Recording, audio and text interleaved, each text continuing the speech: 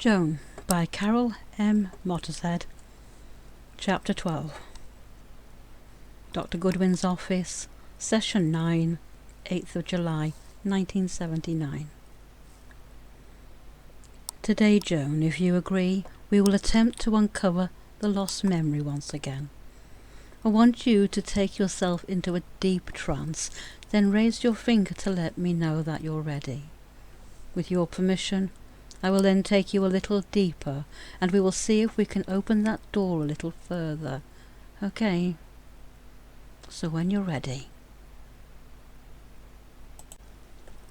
There is silence while Joan puts herself into a trance and gives her signal that she is ready to continue. That's good. Now, Joan, as you're laying there nice and comfortable, doing nothing but resting, you will hear my voice speaking to you all the time, but it will not disturb you. You will find as you lie there that your mind is becoming sleepier. You will not try to think about what I am saying to you, but you will hear everything. As I talk, you will find the heavy feeling in your arms and legs increases. One part of your mind is already asleep, but you will continue to hear everything I say. Your mental condition is one of quiet rest. You will shortly notice a numbness in your hands and feet. This numbness will start to creep up your arms and legs until all your body feels numb, but it will not disturb you or make you uneasy. All you will want to do is to go on sinking down, getting sleepier and sleepier. Don't argue or reason with yourself or worry about anything. You are resting quietly and peacefully into a deep, deep sleep, where nothing will worry you, nothing will disturb you, and all you will want to do is go on resting and getting sleepier and sleepier. As you get sleepier, you will find your breathing becomes deeper. Take no notice of this, but continue to rest. Any noises which occur will seem a long way off and will not interest you at all.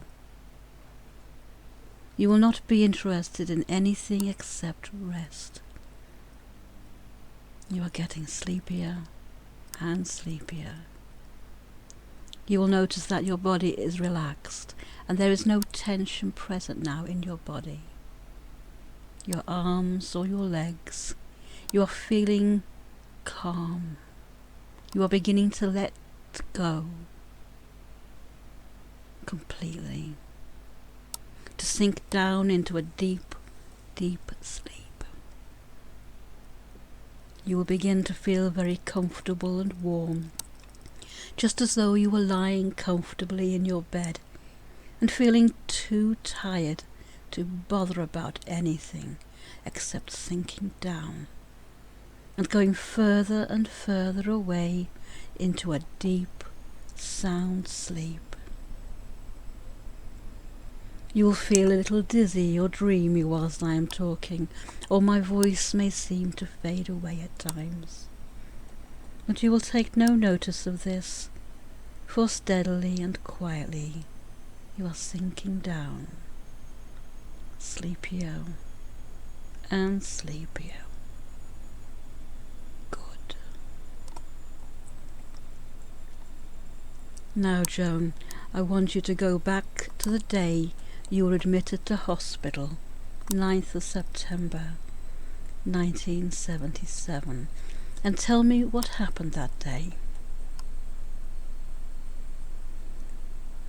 It has been drizzling most of the week, but this morning it's dry, beautifully sunny. Looks like it's going to be a good day. That's good. I'm eating my breakfast. I always believe in starting the day with a good breakfast inside me. It sets me up for the day. Then what? Then I take my usual morning stroll to the shop. I like to get there before it gets too busy, unless I've got an early show, which I don't. The schools have just gone back this week, so there's no bookings till tea time. I can enjoy a restful day. Maybe freshen up my puppets' clothes. They get a bit grubby after the busy summer season. Then what? I'm expecting Alison round this afternoon. We plan on looking round the shops and having a bit of a catch-up. We've hardly seen each other this past month or so. Now you're having a nice walk. Silence. Did you enjoy your walk to the shops, Joan? What happened next? There's some land gulls flocking round the waste bins. I like to watch the birds. Life's so simple for them. Silence. Is the shop open, Joan? The shop's open. I can see George placing the signs out on the pavement. Silence. And who's George? George owns the news agency. And then what, Joan? Silence again. What happened next, Joan? A long silence. I can see the eyes. They're his eyes. Silence. They're whose eyes, Joan? I'm sure they are. Silence again. They're whose eyes, Joan?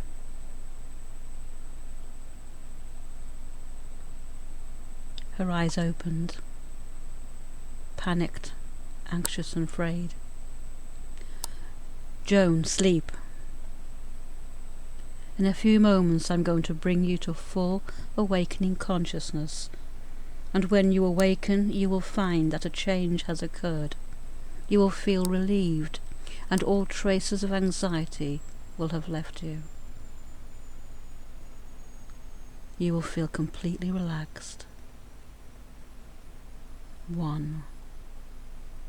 Gradually coming up. 2. Coming up more and more. 3. Begin moving and stretching your fingers and your toes. 4. Coming up, coming up, coming up. 5. Your eyes now open, your mind clears, then becomes alert. Your entire body well rested and relaxed.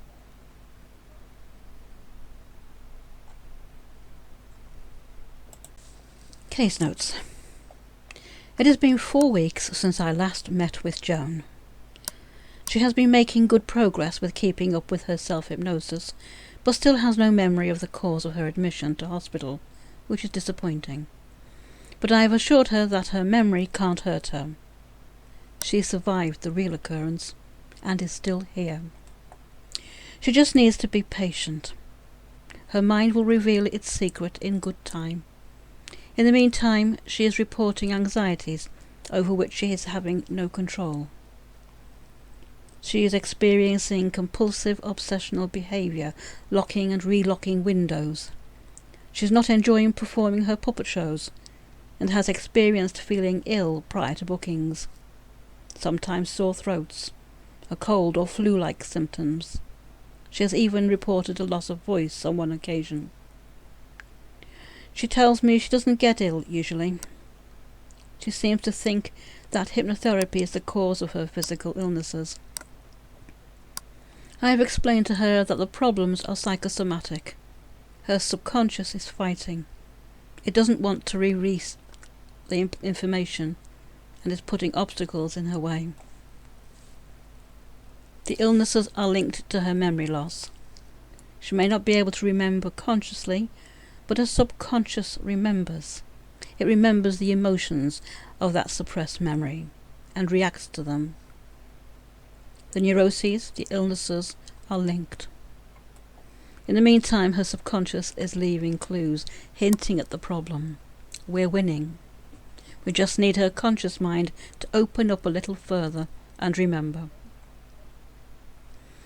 With Joan's consent, we once again attempted to access her subconscious mind with regard to the 9th of September 1977, starting with her taking herself into as deep a trance as she can, followed by the deepening induction, and then the regression, starting at the morning of the 9th of September 1977. I believe we had a breakthrough. We got closer this time. She remembered seeing some eyes, but that was as far as she would go before waking herself, looking anxious and afraid. I had to order her to sleep in order to bring her out of the deep trance safely. I also wanted to address her anxiety state using the anxiety process to wake her up. It should help reduce the feelings of anxiety that she has displayed today. We have talked about what happened and discussed adding further suggestions at home. With one session left, I don't want to leave her with no backup. I have agreed to record a session that I believe would be beneficial at this point, using the relaxation and induction that she likes, with the suggestions that she now seems to need. In the meantime, she has agreed to try to complete the course. We are so close now, but I now need her to add the suggestions. I live in the ever-joyous now. Life is joy. I give my subconscious permission to release my lost memory slowly and safely to my conscious mind in a controlled manner. I am safe. If she prefers, she can still instruct her subconscious to release the memory in her dreams. Next appointment has been left open, as it is the start of her busy season. She has promised to be in touch after the summer season. Diary entry, 8th of July 1979. Dear Diary, I saw Dr. Goodwin today. He seemed to feel that we are making progress. I discussed my growing anxieties with him, my obsessional behaviour. He seems to think that it's my mind's way of preparing me to get my memory back. Today I remembered seeing his eyes, my husband's eyes. I felt anxious and scared and woke up, but Dr. G put me back to sleep. It helped, but I can feel myself getting tense again. I just want to sleep. I want the feelings just to stop. He says to use hypnosis to control this feeling, but I feel angry at him. I don't want to hear his voice. He's not done anything to me, so I don't understand why I feel so angry at him. I can't listen to his voice tonight. I just want to sleep.